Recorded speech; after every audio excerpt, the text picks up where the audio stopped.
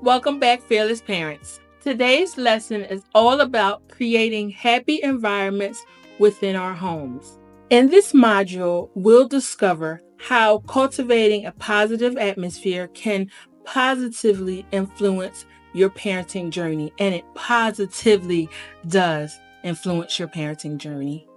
We believe that positive atmospheres are the foundation for resilient, confident, and joyful children. So let's dive in.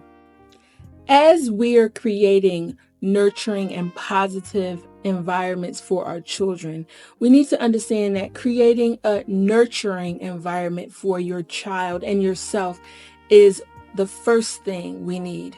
One, be mindful of how you feel in moments. There are times when you haven't given to yourself the way you should and you're frustrated. You can be hangry. You know what that is. When you're hungry and haven't eaten, or the child can be doing like Stewie, mom, mom, mom, mom, and you're just getting frustrated. You have to know when your cup is not filled. And you have to figure out ways within moments to fill your cup.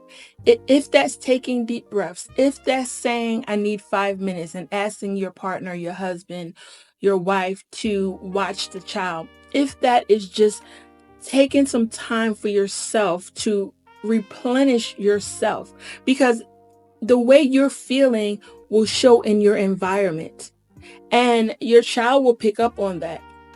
And sometimes they're going to ask you what's wrong. And parents don't always like to say something is wrong. Nothing's wrong, but they can feel that. And you're teaching them that what they're feeling in the environment isn't valid. And so they get confused on the feelings of the home. And so we want to make sure that you are taken care of as a parent, because you are the first point to being positive and resilient and growing in this environment. We also want to talk about being respectful to yourself and your child, because sometimes when we get frustrated as adults, sometimes we can just say things, do things that are harmful to ourselves and other people, especially our children. And we are the child's first teacher. So we really want to be mindful of how we are responding and how we are talking to ourselves and other people, husband, wife, child. We also want to impact the positive energy. So these are some of the things that we want to do when creating an environment of positivity. We want to have things within our reach that we need. We want to have, if a child needs a hug, we want to be able to give them a hug without feeling like, get away from me. I don't need this right now. We want to create a space where the child feels safe, but the mom and dad feel safe also.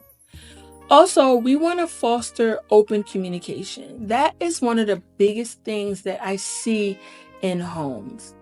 Families are not communicating. Parents are not communicating with the child, teaching the child how to not communicate. To get your needs met, there's just like go ahead over there. And sometimes the child doesn't understand that mommy's frustrated. Daddy's frustrated. You can say, I need a break right now.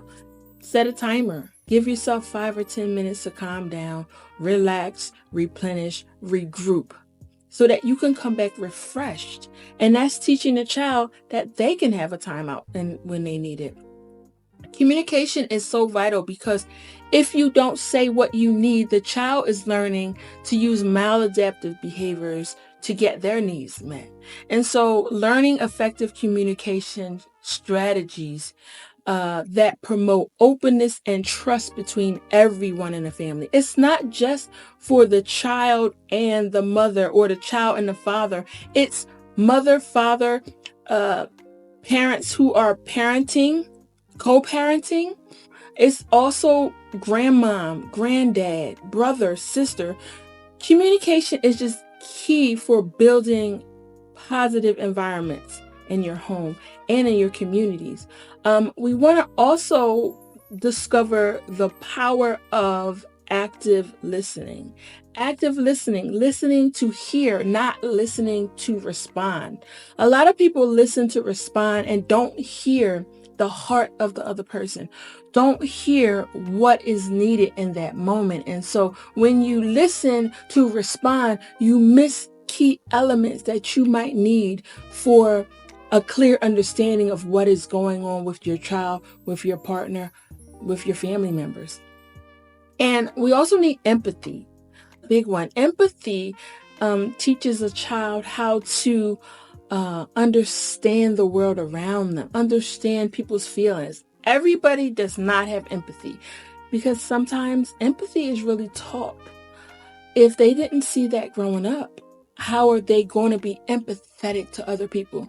If they fall down and hurt their knee and you say, "Oh, get up, you're all right." There's no holding space for, they may be hurt. Maybe their feelings was just hurt. Maybe they were embarrassed. Empathetic to the space around the child is very important because it teaches them that when other people fall, when other people are embarrassed, that they can show grace and empathy to that other person. Setting boundaries with love. Now listen, I just learned how to set boundaries, okay?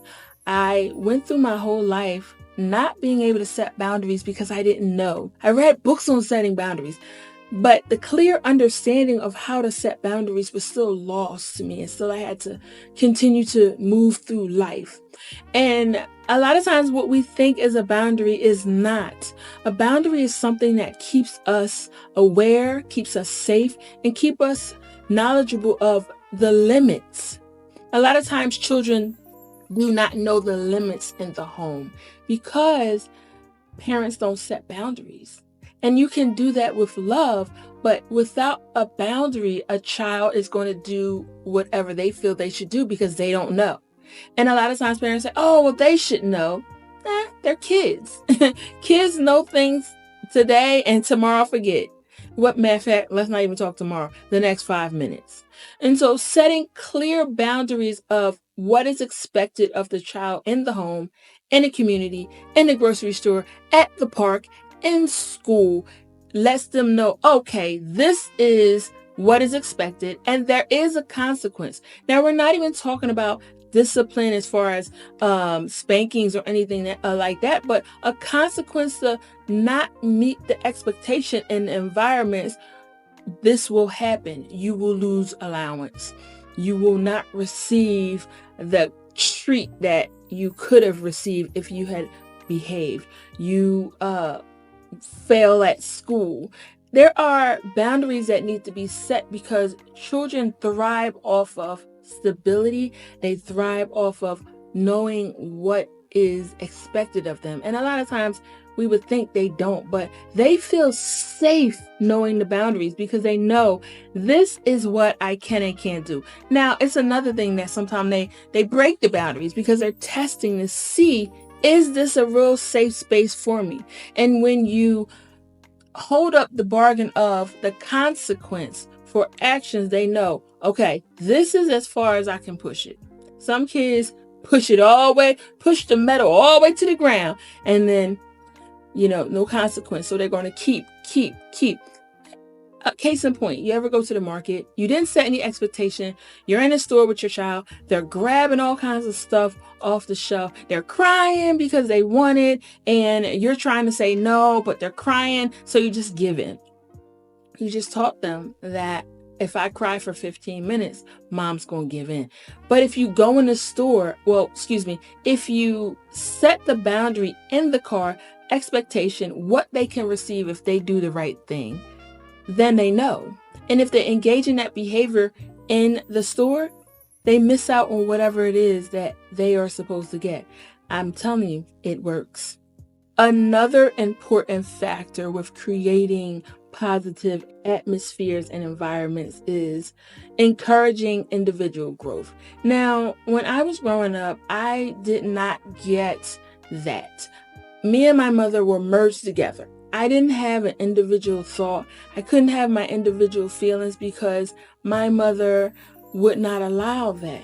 And so it took me a long time to figure out who I was, because growing up, my feelings were attached to my mother's feelings. And so having a thought outside of her and expressing that was punished. And so I didn't get a chance to grow and expand the way I could have. And honestly, if I'm telling the truth, in her passing is really when I was able to really explore who I was, because it was always like I was an extension of her, even in my adult life. And so kids grow up when you do not allow them to be who they authentically are. They grow up believing that it's not safe to be myself. It's not safe to do this. It's not safe to express myself in these manners. And so we have to recognize and celebrate the unique qualities of each family member, everyone in the home, not just the child, mom, dad, brother, sister, grandma, auntie. Everybody brings something to the table, and everybody is gifted in their own way. And so cultivating an environment where people feel supported for who they are as an individual, as opposed to saying, oh no, don't do that. I want you to do this because it makes me as the adult feel better. That teaches the child that they can't be their authentic self.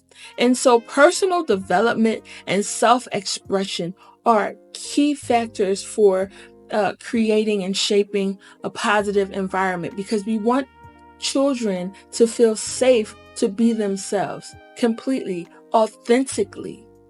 Also, having a set ritual or connection thing that you and the child do. If it's coloring at the table at 6 o'clock, that time is set just for the child, and they know that I am going to get mommy or daddy's attention. So sometimes kids engage in maladaptive behaviors because they don't know when they're going to see mommy or daddy, or they don't know when mom or dad is going to get off the phone to give me attention, or when they're finished cooking, or when they're finished watching TV, or when they're finished talking to their friend. And so they engage in behaviors because they're looking for attention seeking behaviors. The function of that behavior is attention. I want you right now, and if I can't get you when I want you, I'm going to get you when I can get you, positive or negative. So creating rituals around time and space for each other. Every Saturday, we go and we do a thing just for us. We go for a walk. We go to the park, and at a set time, 10 a.m. So that child knows on whatever day you set, this is the time for mom and dad, or however the dynamic falls, mom, dad, sister, brother, whoever's in the home. They know that they have this time. Now, if you set this time and don't keep it, they're going to learn that you're not keeping your word, and that doesn't feel safe for them. So if you cannot keep the time, reschedule it, even if it's a few hours, even if it's the next day. But you must have a ritual and a time that that child knows when they have your complete attention in that moment, momentary, right? And so learning to be intentional with our moments of connection strengthen family bonds. Now, in families, there will always be challenges. Always. There's always something that's going to come up to challenge the family dynamic. And we need to navigate these challenges with resilience. So, developing resilient strategies for parents and children in the face of challenges. Have a set thing that you do. When a child can't finish their homework, maybe a break. Maybe they need a 10-minute break before they continue. And even though it may take longer to get that done, we need to be able to know that there's a resting place. There's a time. If I'm frustrated, if I'm crying because I can't do this homework, and you keep saying, do it. I remember growing up, my mom used to just have a belt around her neck. And sometimes I couldn't remember what I learned in school that day. And I have ADHD, so a lot of times I don't pay attention like I should, or I didn't pay attention like I should in school. But there was an intimidation factor that, I had to get this done. And there was a belt, and sometimes I got hit with the belt, and I still didn't know. So having a moment of a strategy to be able to overcome, even if it's just you asking the teacher to write a note, or you asking the teacher to send something extra home if you know your child has ADHD, or if your child is autistic or has dyslexia, because sometimes they don't always remember, and frustration can set in, and then that's a crisis, right? But also for parents, we know that it is a daunting task sometimes to be a single parent, or even if you have a partner. Sometimes parenting can be just a lot, and so you need to have strategies for yourself. Deep breathing, go for a walk, ask for help, call an adult that can say, I'll come over and take over for a little while. Ask your partner. Write in a journal. Listen to music. Just get away from whatever the situation is so that you can have fresh eyes. You need some type of strategy. I want you to put some type of strategy together for you and how you can be resilient, because life comes at you fast, and sometimes we need a plan of how we can get through it, right? And so the key takeaway for this session is harmony breeds confidence. So, a positive home environment fosters a sense of security and confidence in children, empowering them to navigate the world fearlessly. Communication is the key. Open and honest communication is the cornerstone of a positive home. It nurtures understanding, empathy, and supportive family dynamics. Balancing love and discipline. Fearless parenting involves setting boundaries with love, creating a structure that guides children, preserving their sense of self-worth. Connection flourishes growth. Family rituals for time together and intentional moments of connection nourish the growth of each and every individual in the home and the collective strength of the family unit. We want you to embark on this fearless parenting journey. As you reflect on the positive changes that you can make within your home, fostering an environment where both parents and children flourish, remember, you are not alone. We are here for you. Fearless Parenting has a Facebook group, and we also have a community here that you will see at the bottom of under this video that you can join, and you can have support.